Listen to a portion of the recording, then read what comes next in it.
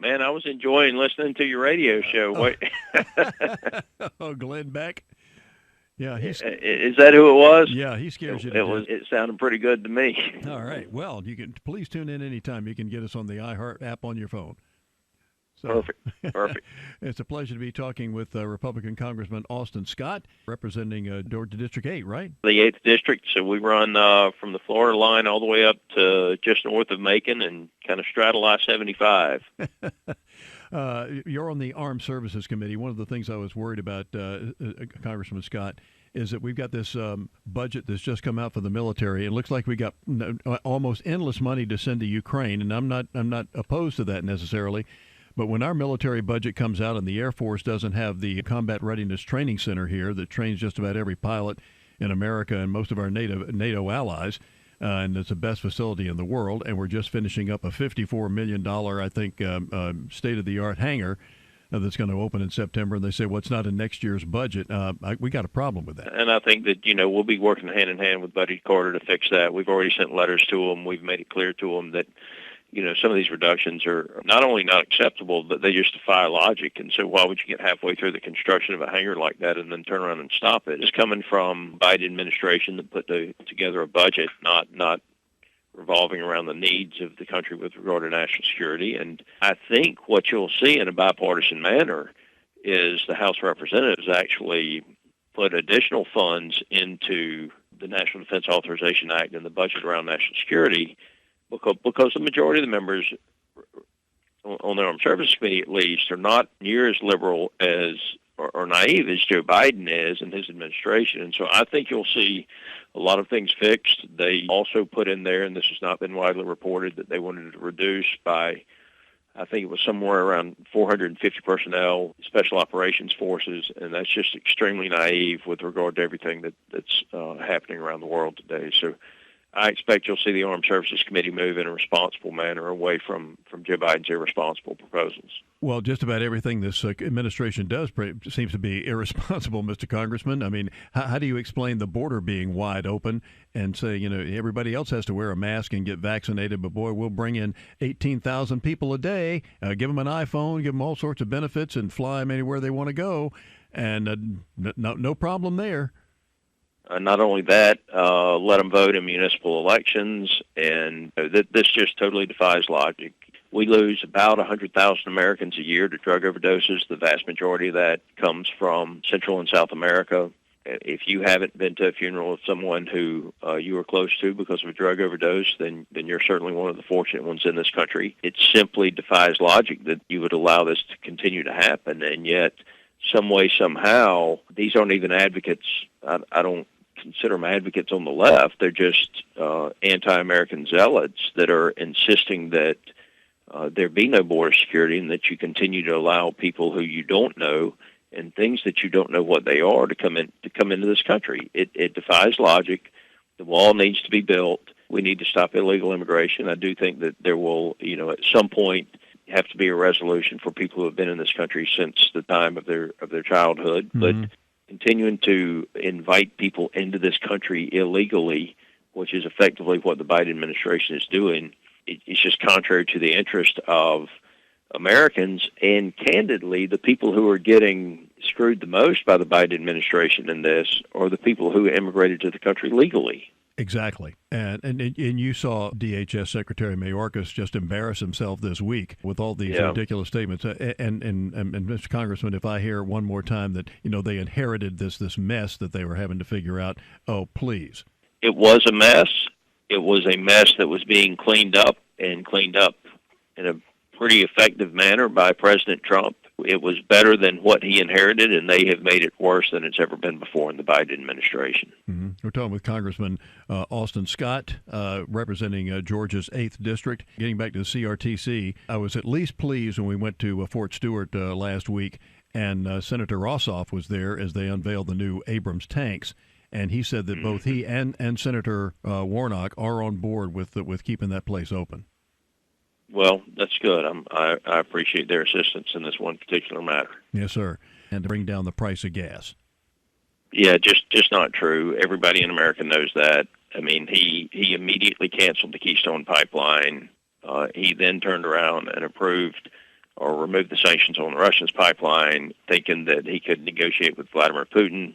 That, again, was symbolic, I think, of the naivety of this administration. What I will tell you, and everybody that's listening to you knows this, is that this environmentalist and socialist governance movement that is anti-American energy is absolutely contrary to the interest of everyone that's listening to this radio, whether they be a Democrat or Republican or an independent.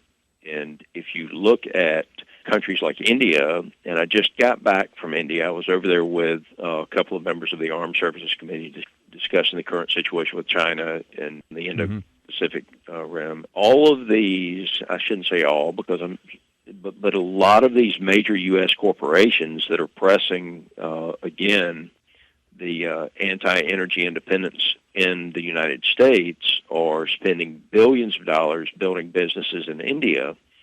And so you come to America and Wall Street is saying, well, we want the environmentalist and socialist governance movement. So we don't want energy from coal. You have all of these lists of demands for Americans. And you go to India, and they're expanding leaps and bounds where 100% of the energy comes from coal.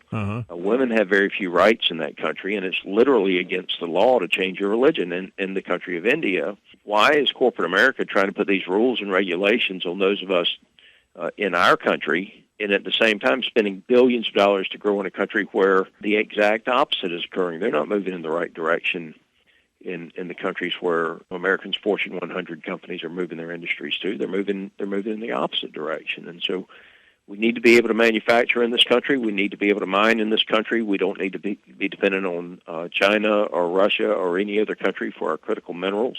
Exactly. We have hurt ourselves with regard to agriculture production. Russia is the number one producer of nitrogen in the world. Russia and Belarus are number 2 and number 3 in potash production. If you look at what Vladimir Putin has done, he has effectively his war has effectively shut down trade in the Black Sea. That is going to lead to, I believe, a food shortage around the world. The Ukraine was exporting 50 million metric tons of corn and wheat.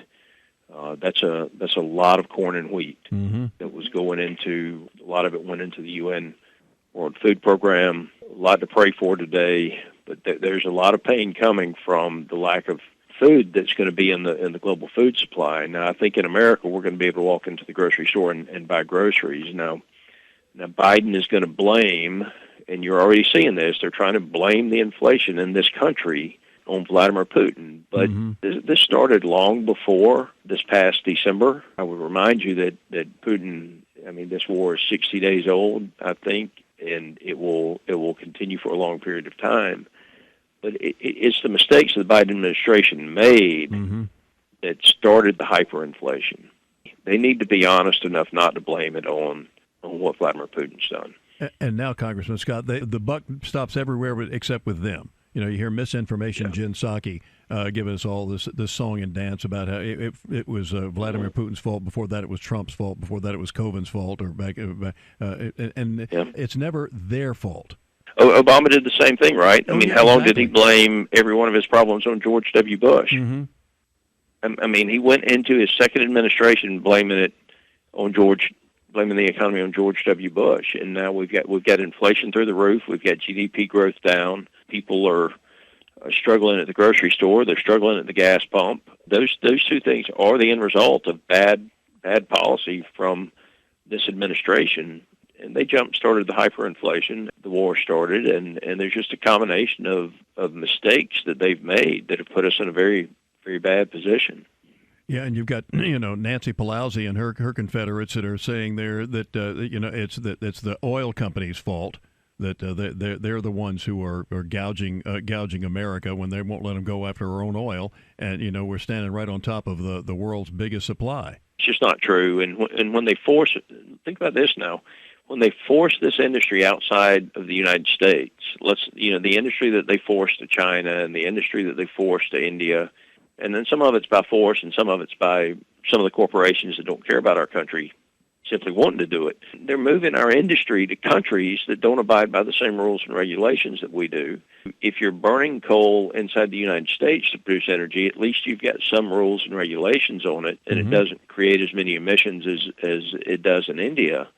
Why would you force industry to leave the United States and move to countries where they have no rules and regulations? That just doesn't make any sense if you're an environmentalist. Congressman Scott, 18 months ago, if I'd have sat you down and said, I want you to come up with a group of people who are totally clueless and would destroy America, you couldn't have come up with a better bunch. I mean, we got Pete Bootylicious as our transportation secretary, who couldn't get potholes fixed in South Bend, Indiana. They go berserk when you use the term groomers and when you use the term these other terms that they just can't stand. But it's exactly what they've done in our school systems. I was proud of Ron DeSantis the other day, and proud of him not being pushed around by, woke corporate Disney. One of the things I want your listeners to recognize we're dealing with now, and we had the CEO of Cargill in front of the Armed Services Committee the other day.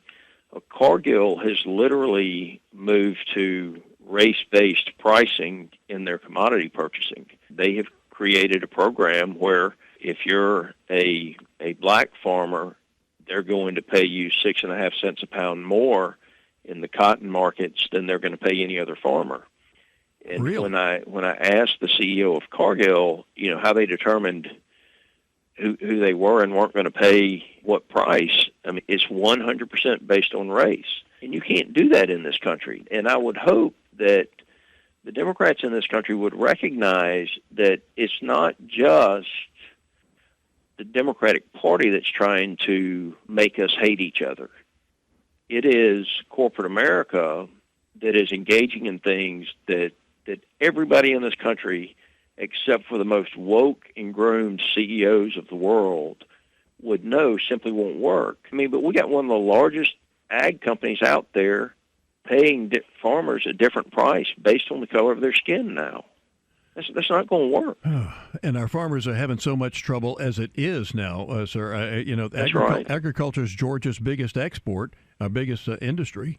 And here I've talked to some of the farmers that say, they're, like I said, they're struggling. It's costing them 70% more to get fertilizer, which comes out. And now you got Putin that the president has given all this power to reestablishing his pipeline and closing down ours. We could be supplying, and now Putin's got that carrot on the stick, and he's shutting down power distribution over there. When if we were producing it, we could be making up for that. We should have never, that pipeline into Germany should have never been approved. Exactly. The sanctions should have never been lifted, is the bottom line.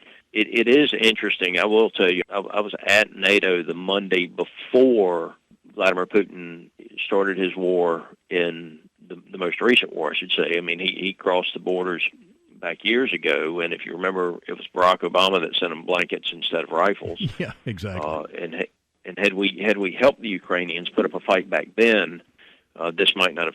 We might not be dealing with this right now. Yes, sir. I mean, the Biden administration, when he was elected, evil people around the world knew that they now had an opportunity to take advantage of the gap in leadership. As I was getting at, they're going to do that. When we were at NATO the Monday before the invasion kicked off, there was a lot of criticism of the U.S. based on, and it was justified criticism because it was based on how Biden and the United States messed up the withdrawal of Afghanistan. And we did mess it up.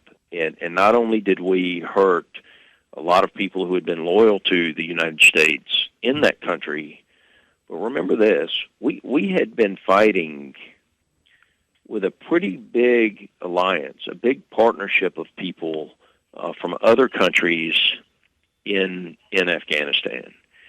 And instead of having open and honest dialogue with the people who also had their soldiers on the ground in Afghanistan, the Biden administration walked in and said, this is what we're doing, and had absolutely no respect at all for anybody else's opinion. So when we were there the Monday before Putin kicked off. I mean, we got to see firsthand how a lot of the countries that have been our partner in many, many decades felt about what we had done in Afghanistan. Now, 3 days later, they understood that the situation with Russia was very serious. But it is good to see countries like Germany, who had not been putting up their 2% of GDP, actually saying now, you know what, we should be putting it up. And if you want to go back to what President Trump did with NATO, if you look at what the press accused him of doing, the press accused him of destroying NATO. Well, I can tell you NATO was moving in the right direction because of President Trump's insistence that they put the funds up. Yes, sir. Most of the countries had started putting the funds up to protect NATO against Russia. Now all of the countries are putting the funds up, and the president was right. I mean, it's a tough love. President Trump was right. Yes, sir. Congressman Scott, thank you so much for your time. I'm glad, notice that France is not such, they're 70% nuclear power, which is what we ought to be. But in Georgia, here in Georgia, we're the only state in the last 40 years that's even built a nuclear power plant. And that's sad, because that has got to be a part of the solution of energy independence. And so, if people want to put up solar panels, put up your solar panels. And I think there's new technology out there that will help us in the future. Other countries are searching for this too, but you cannot be an industrial power without dependable energy that is reasonably priced. The environmental and socialist government movement, I mean, they absolutely intend to put America at a competitive disadvantage. And one of the things they're doing is they're making it cost prohibitive for somebody to try to build a Keystone pipeline or a nuclear reactor. And I think the monumental ignorance of petroleum, of how much we need it and what it does for other things. 80% of those windmills are made out of petroleum products. Most of the clothes we wear are petroleum products. And it's just ridiculous that we're not going after our own, and we actually need it. Yeah, be careful if you keep telling the truth. You're going to offend some of those people on the left. Yeah, and those electric cars, Mr. Congressman, we'll let you go on this one. And thank you so much for being so generous with your time. Where are we going to plug them in? And I think they actually think that it's going to be free to get electricity for your car if you can get it. And where are we going to generate it? Hey, Elon Musk, who we owe a great debt of gratitude to for driving every left-wing liberal in the country crazy. Has that been a hoot? I mean, they're going to need therapy, I can tell already, just based on the comments, especially some of the members of the U.S. Senate.